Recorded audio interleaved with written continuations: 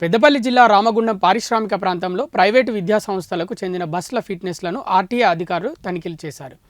ఈ ఏడాది విద్యా సంవత్సరంలో ఇవాళ పాఠశాలలు ప్రారంభమైన నేపథ్యంలో విద్యార్థులను తీసుకువెళ్లే బస్సుల పరిస్థితులను పరిశీలించారు.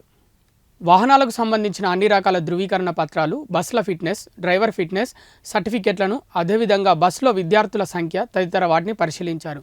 ఈ సందర్భంగా motor vehicle inspector Bhim Naik మాట్లాడుతూ నిబంధనలకు విరుద్ధంగా విద్యాసంస్థలు బస్సులు నడిపితే చట్టపరంగా కఠిన చర్యలు తీసుకుంటామన్నారు. విద్యార్థులను తీసుకువెళ్లే వాహనాలు పూర్తి స్థాయిలో ఫిట్నెస్గా ఉండాలని సూచించారు. లేదంటే ఆయా విద్యాసంస్థల యాజమాన్యాలపై చర్యలు తీసుకోవాల్సి ఉంటుందని హెచ్చరించారు. సంవత్సరం 24-25 ప్రారంభం రోజున ఈరోజు పాఠశాల స్కూళ్ళని బస్సులన్నీ తనిఖీ చేయడం జరుగుతుంది. ఫిట్నెస్, పర్మిట్, మరి డ్రైవింగ్ లైసెన్స్, ఇన్సూరెన్స్ పత్రాలు కలిగి ఉంటే పాఠశాల బస్సులు రోడ్డుకి రావాలి. ఓవర్లోడ్ ఉన్నా కానీ మేము కేసులు నమోదు చేసాం. ఫిట్నెస్ లేని బస్సులు సీజ్ చేయడం జరుగుతుంది.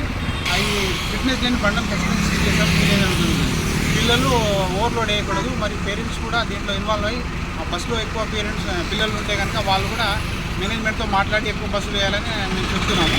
అదేవిధంగా డ్రైవర్ అండ్ కండక్టర్ ఖచ్చితంగా వాళ్ళు యూనిఫామ్లో ఉండాలా. అండ్ పిల్లలందరినీ కూడా జాగ్రత్తగా దింపడేటప్పుడు వాళ్ళు జాగ్రత్త వహించాలని మేము కోరుకుంటున్నాం. ఏదైనా పత్రాలు లేని బస్సులు అయితే ఖచ్చితంగా మేము వాటిపైన చర్యలు తీసుకొని వాటిని సీజ్ చేస్తామని తెలియజేయడం జరుగుతుంది. ఈ సంవత్సరంలో ప్రతిరోజు ఈ చెకింగ్ అనేది ఉంటుంది. ఈ ఏపీ పైన చాలా స్ట్రిక్ట్ ఇన్స్ట్రక్షన్స్ ఉన్నాయి. మా డీటీసీ గారు మరి మా ఆర్టీఓ గారి ఆదేశాల మేరకు రోజు చెకింగ్ చేయడం జరుగుతుంది.